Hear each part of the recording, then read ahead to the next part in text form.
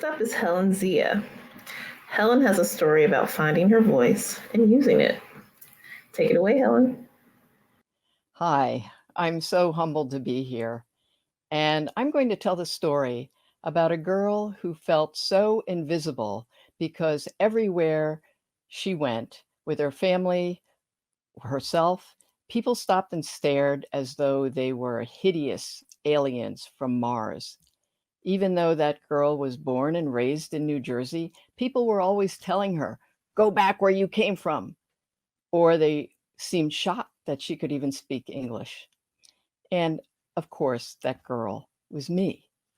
That's what it was like to grow up as an Asian American child, the daughter of immigrants from China in the latter part of the 20th century. Because for a long time, immigrants from Asia weren't even allowed to become citizens of America. They were seen as rats, as people who ate rats, as people who carried disease, as people who could never be decent or loyal Americans. And they couldn't vote or even become part of this democracy. It wasn't until 1952, the year that I was born, that the last of those barriers were torn down. Unfortunately, the discrimination against people who look like me continued. And I grew up wondering whether I even belonged in America because people were so often telling me to go back or that I was a foreign invader. But I also grew up at a time when there were great movements for social change, and they were taking place then. The civil rights movement was in full bloom.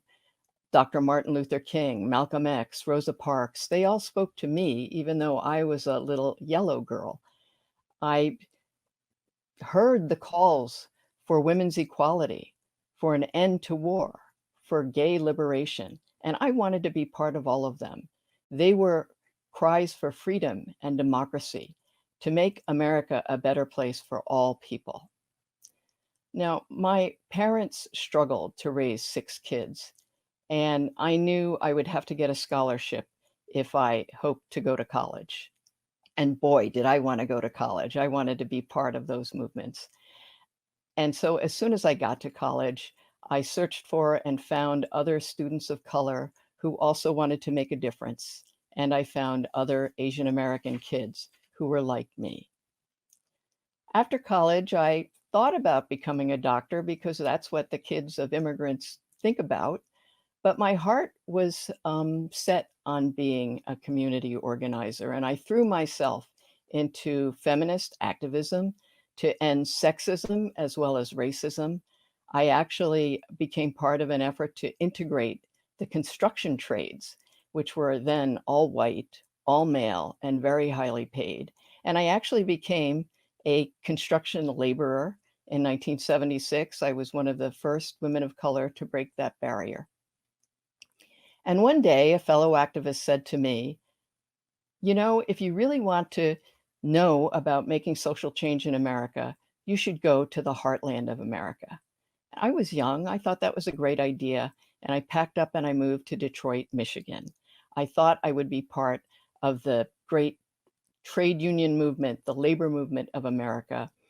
And I soon got a job working at one of the big three auto companies as a large press operator, stamping out steel hoods, doors, all those steel parts that go into making a car. And I actually did that for a number of years, working alongside Black, Arab, white workers. We got to know each other well. We shared our joys and our woes. And I organized among my fellow workers to end apartheid in South Africa and to end racism in America. None of those issues especially focused on Asian Americans. And it didn't really seem to matter that here I was, an Asian American young woman, organizing in a place where there were not so many people who looked like me back then, until it just didn't seem to matter. Until one day it did matter because a terrible economic crisis took place. It hit America, centered on the Midwest and the auto industry. What happened was that nobody could afford to buy their gigantic American gas guzzling dinosaur cars, and the auto industry collapsed. along with the entire supply chain. I and millions of other workers in America were suddenly out of work, and it seemed like we would never find another job because that crisis went on for years. By 1982, it was year 3 of that economic recession, and the politicians, the corporate heads, the media, even the unions, my union, agreed on one thing, that they would blame Japan for all of America's woes. So it was like declaring war against Japan. In fact, they called it a war. And people of Japan were the enemies. People who drove Japanese made cars were shot at on the freeways. People who looked Japanese were like a moving target. And why was that? Because Japan was able to produce good fuel efficient cars. Now, so was Germany. But for people to use racism and xenophobia and to scapegoat other people, they have to look different. And so everyone was frustrated. Everyone was miserable and suffering and angry at anyone who looked Japanese. In that climate of hate, that anger boiled over when a young Chinese American man named Vincent Chin was beaten to death with a baseball bat by 2 white auto workers who saw him and said, "It's because of you, mother F's, that we're out of work." Vincent Chin was out for his all-American bachelor party that night with his buddies. His 400 wedding guests went to his funeral instead. And that would have been tragic enough. But then the judge sentenced the 2 murderers to probation and said, "These are not the kind of men you send to jail." Well, all of Detroit rose up in outrage because who are the kind of men you send to jail for murder in a city that's majority African American? Yet there were no Asian American voices to speak up against this climate of hate that led to the killing of a Chinese American whose only crime was looking Japanese. You see, back in the 1980s, Asian Americans weren't united. There wasn't even a word like Asian American. There were Americans who were Chinese, Japanese, Korean, Vietnamese, Filipino, Indian, Pakistani, and so many other heritages from Asia. But there was no NAACP or National Organization for Women to speak for Asians. Now, by this time, I had discovered my voice as a journalist to write about the stories and the people that I saw. And since I suspected that anti-Asian racism might have had a little bit of a role to play in this murder, I contacted the Chinese American leaders who were mentioned in those news stories. And one of the first meetings I went to was at the restaurant where Vincent Chin had worked as a waiter. I didn't know anybody in that room, but they were all asking the same question. What can we do? What can we do about this injustice? When there wasn't any organization that ever had advocated for Asian Americans for them before. Vincent Chin's mother, Lily, was in the room, sobbing. Her heart was broken. It was as though her son had been killed again when the judge sentenced his murderers to freedom. The handful of Asian American lawyers in Michigan were also in the room, and one by one, they said, "There's really nothing that can be done if a judge doesn't agree to change his sentence," and they never do that.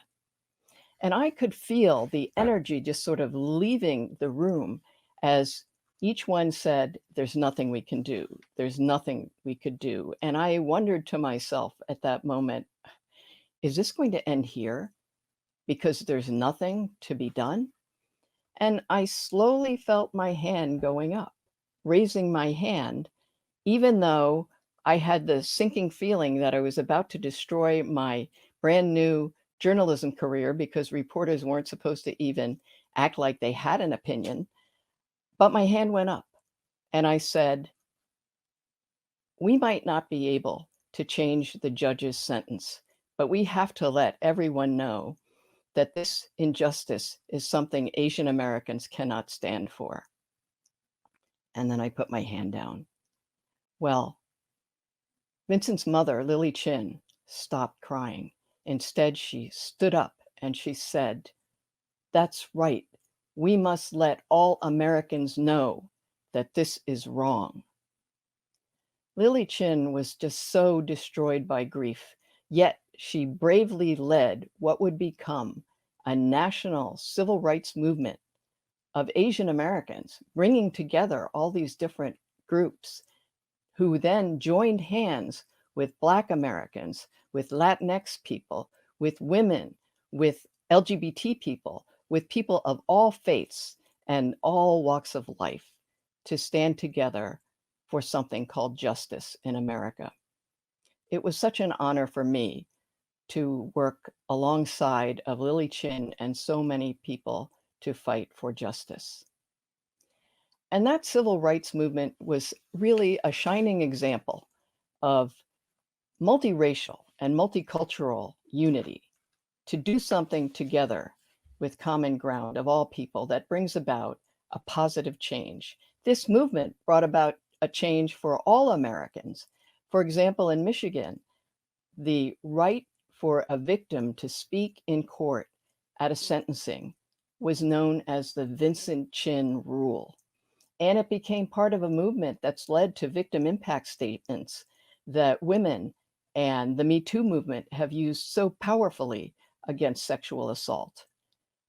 This Asian American civil rights movement also helped to broaden the understanding of what hate crimes in America are, and that they protect now against all kinds of hate, including those that involve gender, sexual orientation, disability, and immigrants like Vincent Chin. The legacy of that civil rights movement is still carried on today and has great meaning today when there is also the beginning of an economic recession that we are all facing, and that's compounded by a pandemic and a public health crisis. We're also seeing a new wave of hate affecting so many different groups, continuation of violence against Black Americans, and an intense rising tide of anti-Asian racism directed against people who look Chinese, because some of our leaders are saying that they should be blamed for not only the virus, but everything that's happening to America today. Now, all I did back then was to raise my hand and to say that all people deserve the right to live with dignity, to have justice, and to live without violence. I raised my hand, and everybody can raise their hand, and we all must. Thank you so much. It's my honor to be here. Thank you. Helen, thank you so much for your work and your lifetime dedicated to the safety, the equality, justice for so many people. It is deeply stirring to hear your story and to receive it this evening. Thank you. Hey, thanks for watching. If you like this video, check out these other videos from USA Today to stay up to date with all the latest news.